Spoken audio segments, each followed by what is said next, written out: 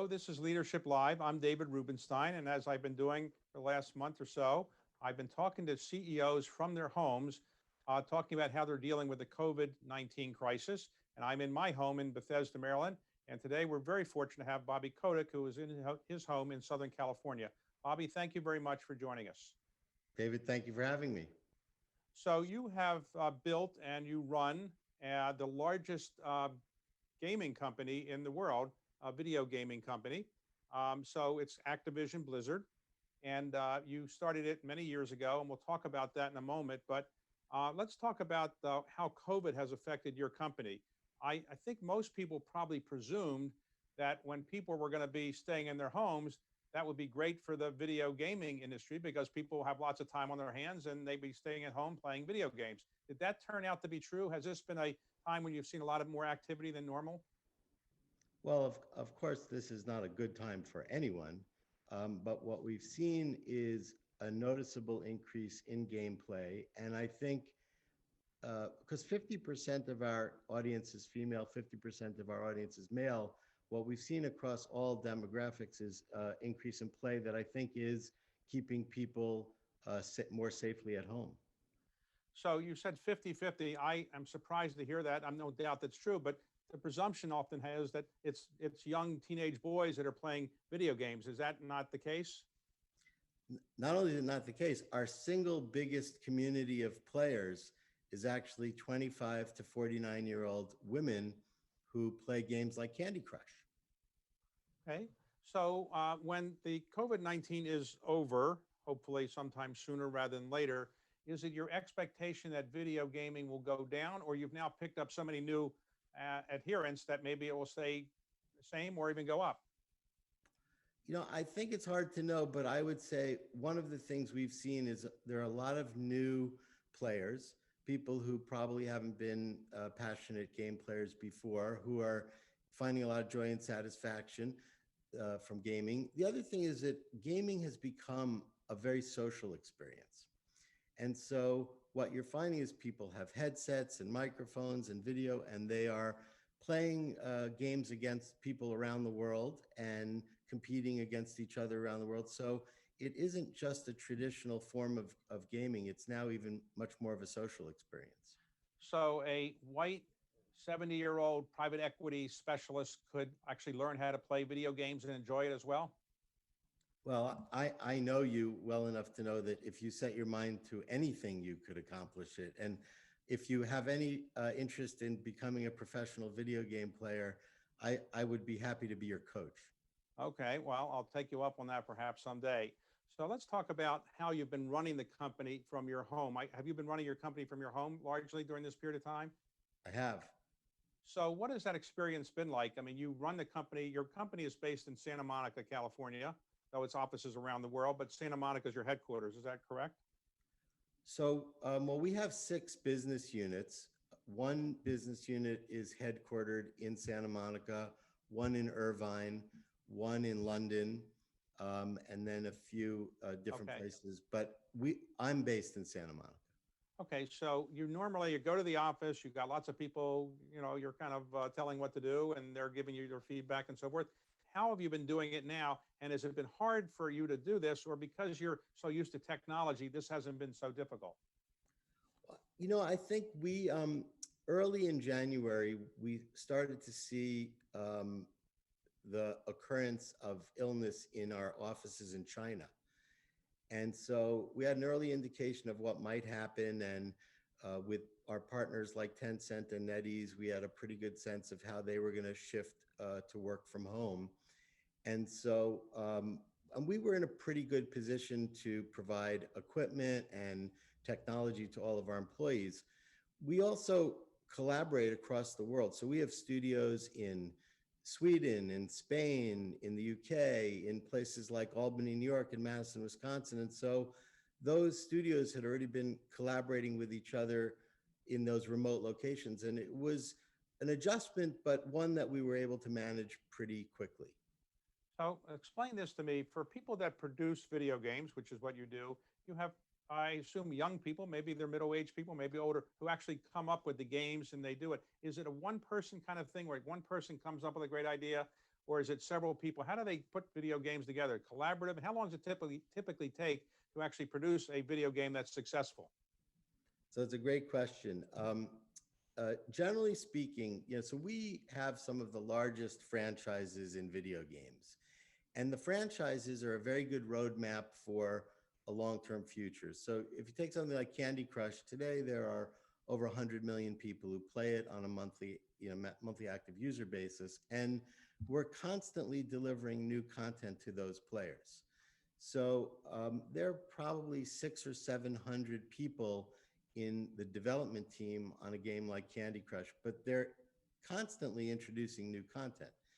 On a game like Call of Duty, there are 1,600 people in 6 studios around the world creating content on a regular basis. But there's not really an example of a few people on a project like ours. These are hundreds or thousands of people on a franchise. Okay. And when somebody comes up with a new franchise, let's say Candy Crush or Call of Duty, do you ultimately have to view the game and actually say, yes, we're going to do it or not? Or you think somebody else does that? You mean me personally? So yeah, you personally, do well, you have to approve I of all of them? participate in the process of determining what new ideas we're going to pursue. But remember, our company was founded in 1980, and so we have hundreds of franchises in the library. And it's very easy for us to go back in our library and look at new ideas. So for example, we have a game called Tony Hawk Pro Skater, which we released almost 20 years ago. We're doing a new version of that that comes out next month. And so we have a lot of a rich library content that we can create. And then every year we're creating new from the ground up potential franchises as well. Now, there was a person who was a script writer for a movie called Butch Cassidy and the Sundance Kid named Bo Goldman.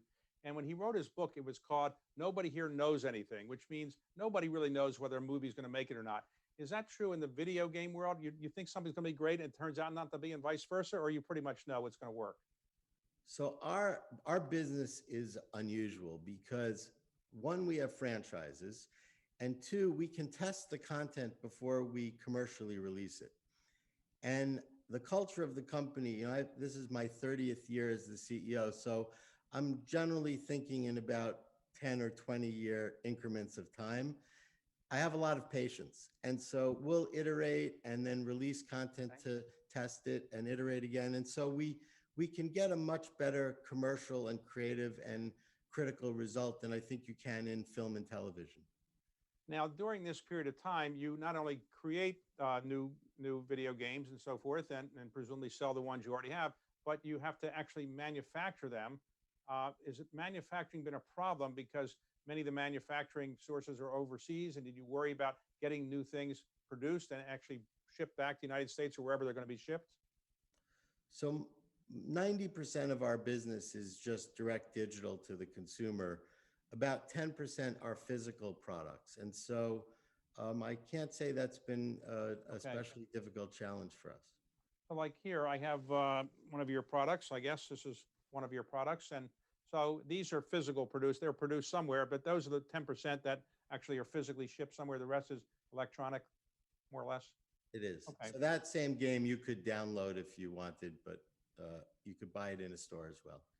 So let's talk about how you got into this business, because I made the mistake of going into the private equity business. I should have gone into the video gaming business because I think it's a more profitable business. But you grew up in New York area? I did.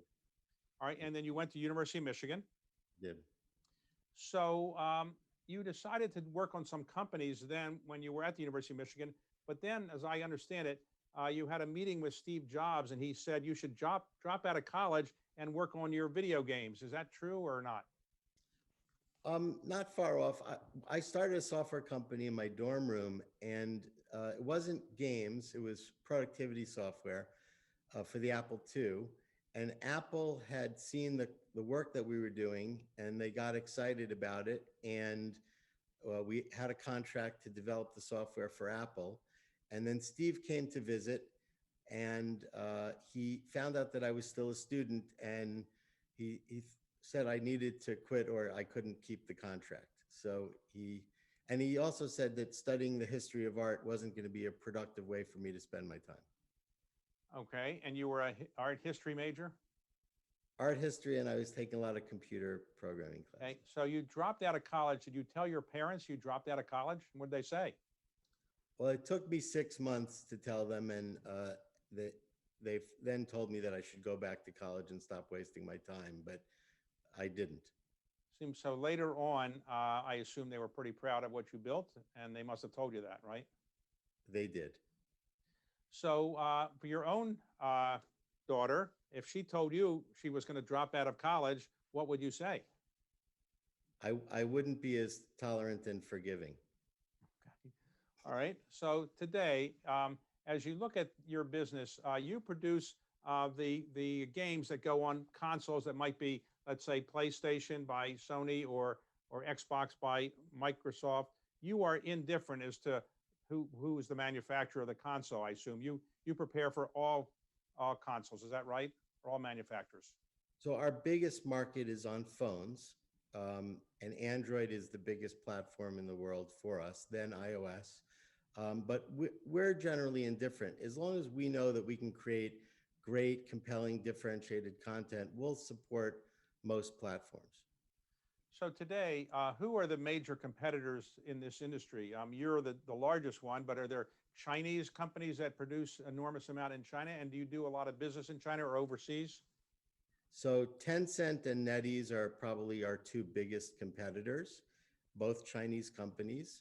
And we work with both of them in China, but it's difficult. You know, I think we have an opportunity we have very compelling content in China, but it's a restricted market. And in fact, for the last year, the Chinese government hasn't approved any Western content for release. So if somebody said to their children, you can play video games a little bit a week, but not too much, your response would be that playing video games exercises the brain more, they're likely to become better students. What would be the argument for why people should play video games as much as they feel appropriate? Well, we could spend a half an hour on that, but I would say starting with our mission, which is connecting and engaging the world through epic entertainment. And so because it's a very social experience, you're playing against people or could play against people around the world, and people are developing social relationships, social connections, and it's in the service of joy, but there also is a competitive dynamic, and esports has become a very big way to accomplish success in video gaming. And there are professional teams with players making hundreds of thousands or millions of dollars a year. And so I might advocate for a kid who has a proficiency in gaming, that there could be a great career for them as an esport athlete.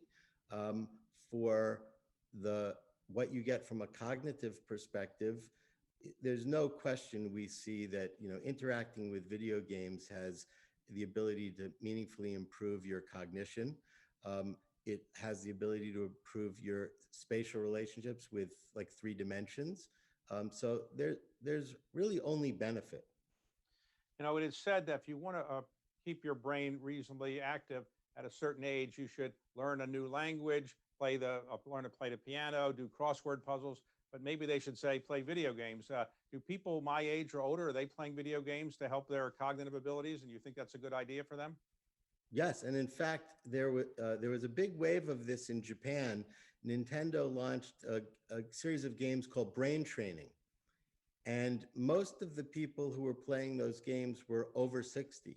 And they saw through all their studies noticeable improvements in cognition. Okay, well, I might try that then. So let me ask you, you're eventually going to go back to, I assume, your offices because things are opening up a little bit more where you are. So when you go back, do you think all of your employees will want to come back and work in offices, or do you think they like working at home?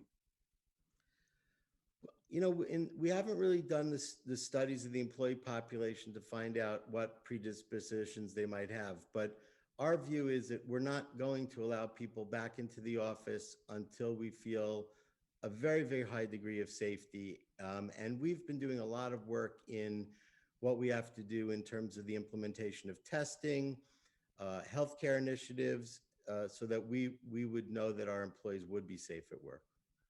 Okay, so some employers I've talked to or CEOs like you have said, I think actually can get by with either fewer employees, or many of our employees actually prefer to work at home now. It's more efficient for them. Have you talked to any of your employees? Do they actually think that they would not want to go back to the office, leaving health issues aside, just because they can get more done at home? I really think it depends on the function, but a lot of creativity comes from serendipitous interaction. And so I don't know that creative businesses have quite the same latitude for work from home. It may be certain portions of the creative process, but I don't think we're at a place yet where we've made a real determination as to whether or not working in an office would be optional. Now, on esports, that's something that you have your esports league, and you are involved in that. And for those who haven't followed it, esports is essentially video gaming where you have teams that play against each other, and you can root for them, or maybe even bet on them, I guess, or so forth. That has been a big thing recently, and do you expect it will continue to grow? I do. In fact, if you think about professional sports today, whether it's basketball or football or soccer, there are maybe 3,000 people in the world capable of playing professional baseball, and maybe 5,000 people capable of playing professional football. There are hundreds and hundreds of thousands of people capable of playing professional video games. And so when you think about the requirements and the qualifications to get that same thrill, the same sense of accomplishment, meaning, purpose, but also have a career, it's a real growth opportunity for people. And we're seeing an explosion of interest in the spectator component of it. So the next big thing after esports, let's suppose I said, I want to find out what's going to be the next big thing. I might invest in that. What are people thinking might be the next thing after esports that might change or add to video gaming? Well, you alluded to something a little bit earlier, but we make games of skill. And so in most states and most countries, wagering on games of skill is legal. Now, we don't participate in that today, but my suspicion is that as the esport leagues become even more prevalent and popular, that you will start to see both peer-to-peer wagering and broad-scale wagering on the outcomes of these kinds of events. You'll see fantasy, which is not really incorporated into the games today, but fantasy leagues emerge. I think that's one direction. From a technology perspective, I love the social experiences that people are having through video games. And I think as we start to add a greater dimension of the social experience, they'll connect people in a way that delivers a lot of meaning and a lot of purpose and a lot of value that we haven't really seen quite yet. It's just emerging. AR and VR over the long term will have a real impact on the type of video game experiences that we can create. Like virtual reality, VR, is that really prevalent now or very big in gaming, or not yet? It's not, and it's a ways away. I think that there needs to be a much broader installed base of VR hardware before we'll have a real market. But, a decade from now, it will be. So in your business, you're pretty well known, and you're well known in California and technology worlds and creative worlds. So when you go out to eat, when you can go out to eat in a restaurant, do people come up to you all the time and say, I got a great idea for a new video game? And do you try to be polite, or people don't bother you with ideas for video games? I'm not very recognized. The only time I've ever been recognized, I was in a friend's movie as the owner of a baseball team, and every once in a while somebody will come up to me and say they recognize me from that movie, but not because of my profession. Was that Moneyball or? It was. Okay. So today, let's talk about philanthropy for a moment. You are involved in a lot of different philanthropies, but what did your company do to deal with the COVID-19 situation? Did you contribute to some food-related areas, or did you have anything that your company really sponsored or that you personally got involved with? We did very quickly and very actively, and both in the communities that we operate in initiatives like food banks, but on the healthcare front, we were very concerned that there weren't really well-identified protocols for outpatient care. And so we very quickly started to initiate studies that we're funding in places where we operate, like Southern California, New York, places like Madison, Wisconsin, Albany, New York, and they're very specific areas. So convalescent blood transfusion, which we saw as one of the most promising near-term areas of interest, we've funded a whole series of programs that have been very effective and successful. We started doing that for healthcare workers initially, but now will be more broad-based and on an outpatient procedure basis.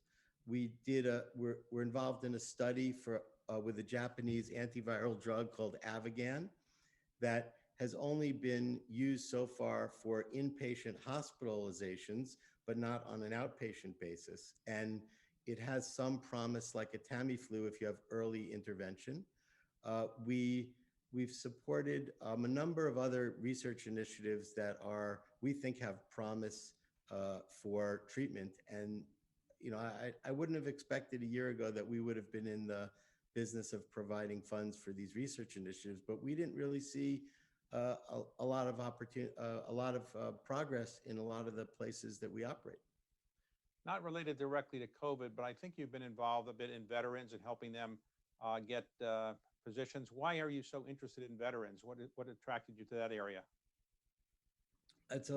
There's a longer story, but about 10 years ago, we realized that in this country, a service person returning from Iraq or Afghanistan was 3 times less likely than the national average to find a job. And it just seemed to us that if you were to go serve your country and make the sacrifices that you make in our military, to be 3 times less likely to find a job was just horrible. And so we started a program. Today, we've found over 60,000 great positions for veterans in areas of focus. And our cost per placement has gotten much lower. The quality of jobs has gotten much better. And it's something that we've been very enthusiastic about as a company.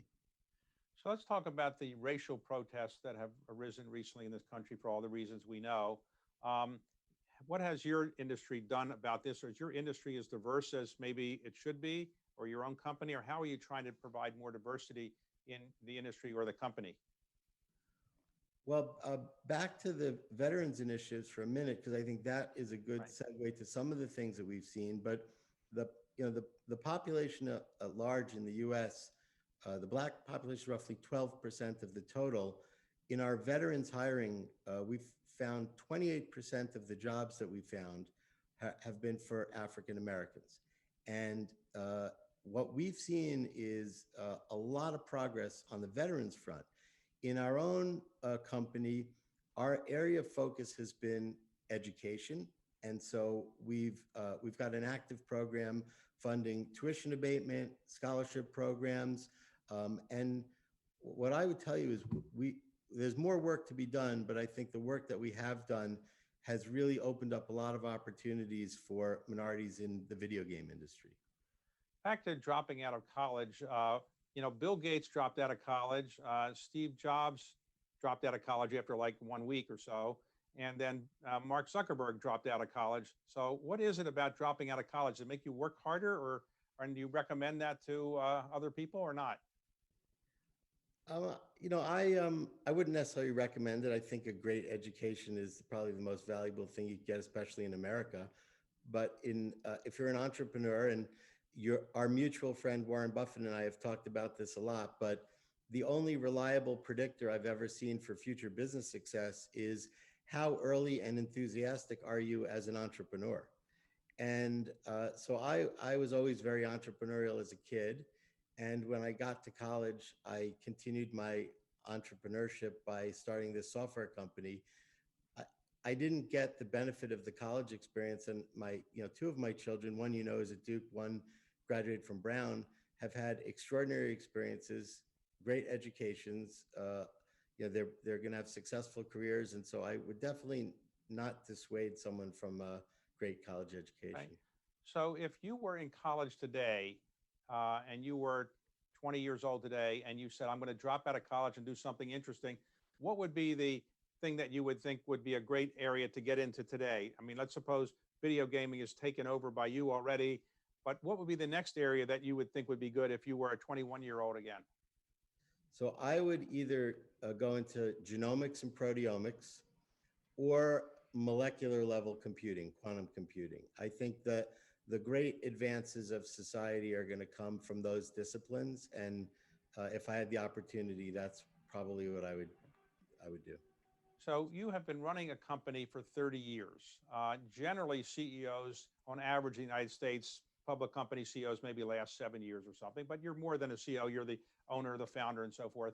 So in your case, do you still get the same pleasure out of running it that you did 30 years ago? And do you want to keep running it for another 10 or 20 years, or might you consider going into government, running for office, doing something different than what you're doing now?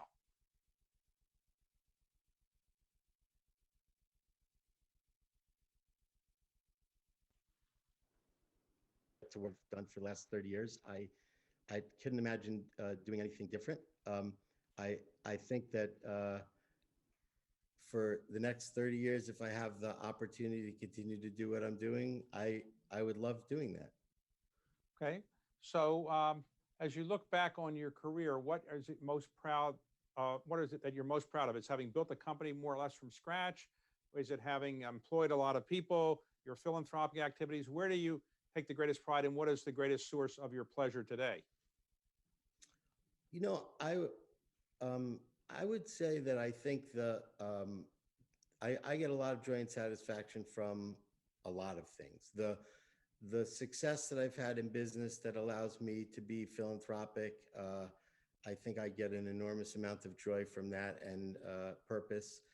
I being able to inspire young people to go off and be entrepreneurial is something I get a lot of joy and satisfaction from. And then for the company, it's a culture of really inspired, driven, creative, ambitious people. And so I come to work and I get very energized by the people that I work with. And so there's a lot of joy from that. But, you know, I'm a very fortunate, grateful person. And I have the benefit of, incredible privilege and opportunity. And I hope to be able to provide that to lots of other people. Now, when you're playing a video game, let's suppose you're playing a competitive video game. Does somebody really want to beat you because they say, well, he's the head of Activision. If I can beat him, I'm a superstar. Or do they kind of want to let you win because they don't want to beat the head of Activision? Do you win all your video games or not? I don't, but I would say I know most of the people I play. If I'm playing with friends, they're just competitive, and most of the time I will lose. If I'm playing anonymously, which is every once in a while, then nobody knows who I am, and usually I lose. Okay. I probably should be spending more time playing video games. Okay. Well, I probably should spend more time doing it too. It keeps my brain active and so forth. So let me ask you a final question or so. So today, you would say the video gaming industry is one that is well regarded by consumers generally. They get a lot of pleasure at it, or is there any criticism of the industry that you would like to address? You know, I don't. I think we're like an regular entertainment industry, and I think that from time to time, people lodge criticisms against entertainment industries. But generally speaking, I think it's a business that provides lots of opportunity, tremendous economic growth. It employs people in a way that is good for the environment. We're building social connections with hundreds of millions of people around the world. We have the chance with our games to create heroes who are from diverse backgrounds and ethnicities. And, there's enormous amount of opportunity for building tolerance and understanding through video games. And so I don't think we get a disproportionate amount of Right. criticism. I should have asked you, where did the name Activision come from? Did you come up with a name? And your name is Activision Blizzard as a result of a merger, but where did the Activision name come from? So I was in high school when the name was created, and it was the company was founded by four ex-Atari engineers who wanted to build an independent software company, and their vision for the future of television was that it would be interactive.